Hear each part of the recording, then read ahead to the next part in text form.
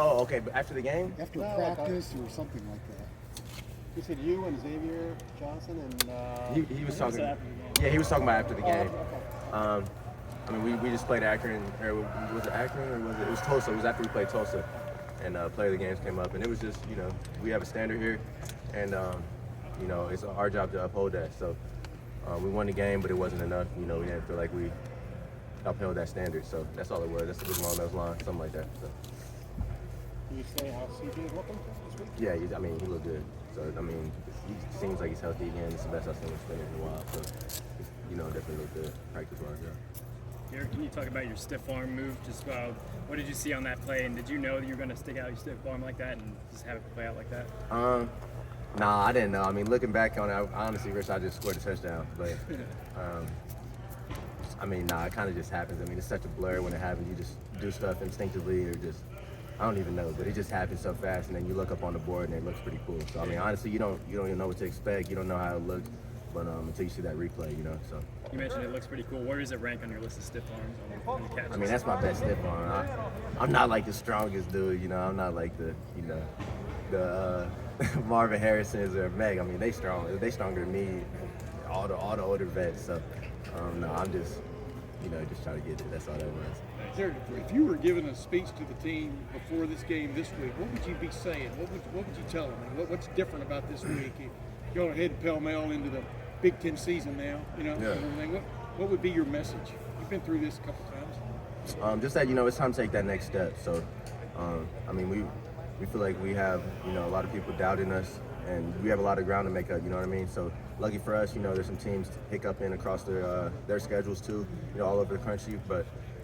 We took that loss early, so it's time to make up ground. I've never been in this situation since I've been here. Every time I lost, it's been the end of the year. So it's time to make up ground and make it for last time. Go ahead. What did those practices look like? Were they any different since you haven't experienced a loss in the year, early in the year before? Yeah, no, they definitely were different. So when you win so much, sometimes those things it's still the same problems you have. They can go under the rug because you're still winning. You don't really address them like you should because the result's still good. But when you lose, it's time to look at all those same problems you have whether you win or not, but really address them. So I'd say that was the main difference. We were really on top of everything. I guess the cliche is Hornets Nest. They're talking about a pretty big crowd at Rutgers. They don't usually get that. They look like this is like a Penn State whiteout or whatever. The coaches told you about that, what to expect?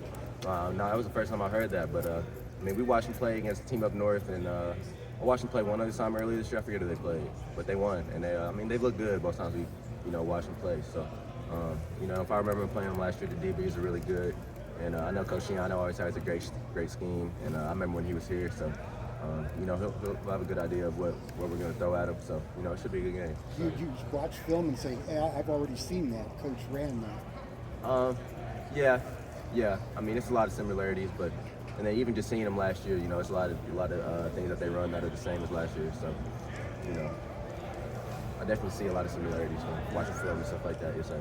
What do they do best defensively? What just jumps out? Like you said, they have some pretty good corners and stuff. What jumps out at you about what they do? They know the weaknesses of their defense, and they try to take them away pre-play. So outside leverage, outside leverage on, because that's where they're susceptible on a pause route and stuff like that.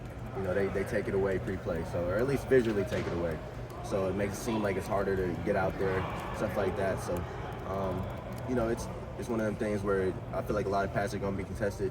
And, you gotta make a play, be a competitive excellence, and make those plays. So it's one of those games I feel like coming up this weekend. What did it do, do you think, for Emeka to have that catch and run the other day?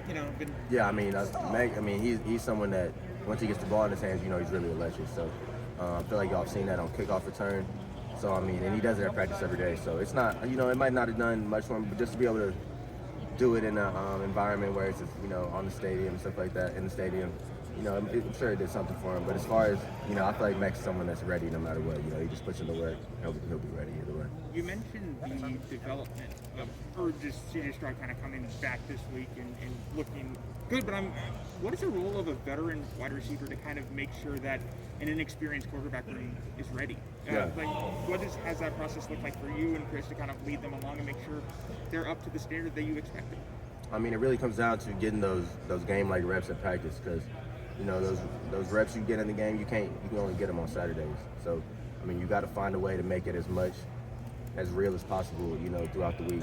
And you know, being a quarterback, I grew up playing quarterback, so I like to think I know a little something. But like, the only way you can really know, you know, what it's going to be like is getting those reps. So like, it's really hard to watch.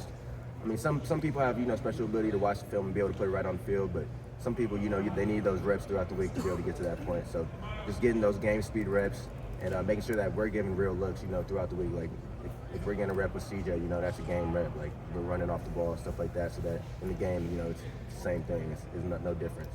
So, you know, that's been, you know, me and Chris's focus, and Jackson's too, you know, just being some vets in the room. Hey, Garrett, you. As you look, Oh yeah, he's look real good. Yeah. Garrett, Couple more questions, Coach folks. Day mentioned yesterday that you were one of the 3 guys in the last week that kind of stood up before the team and made a speech basically to try to keep people on the right path and focus. Is that something that is new for you, to be that sort of guy, not just in your position room, but also just on the offensive end? Yeah, I mean, as far as vocally leading, you know, that's never been a role I've, you know, tried to take on, whether it was high school or now. But, you know, I'm still someone that I feel like if there's something that needs to be said, I'll say it, you know what I mean? So, you know, I've never backed down from, you know, how I feel, stuff like that. And, you know, I didn't feel like we played good enough against Tulsa. So I thought you know, the score was misleading, and I thought, you know, just how it felt being out there playing the game, it didn't feel good. So, you know, I just wanted to, you know, let everyone know that we have a standard here, and it's our job to uphold it. You know, each week we take the field, and I didn't feel like we did that. So that's all that was. But, you know, I just try to lead by, you know, action more than vocally. But, you know, I feel like something needed to be said after that game. One last question. Yeah, no, I definitely have. You know, I feel like most of the team, you know, embrace that, and you know, they know it too, though. They know it too. They know when it doesn't feel right. So it was really just, you know, someone getting up there and saying it, you know. So. Hey, Garrett, real quick, the Color Rush jerseys. Yeah. What you think about them? That was sweet. They look. So I mean, I had seen them. I've been trying to keep my mouth closed about them, but yeah, I mean, those were sweet. So.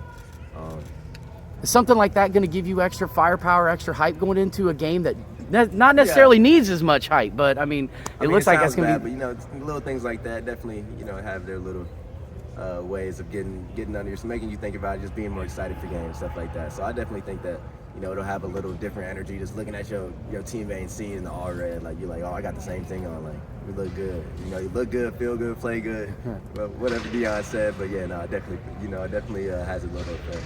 Secret well kept, man. Exactly. Appreciate that.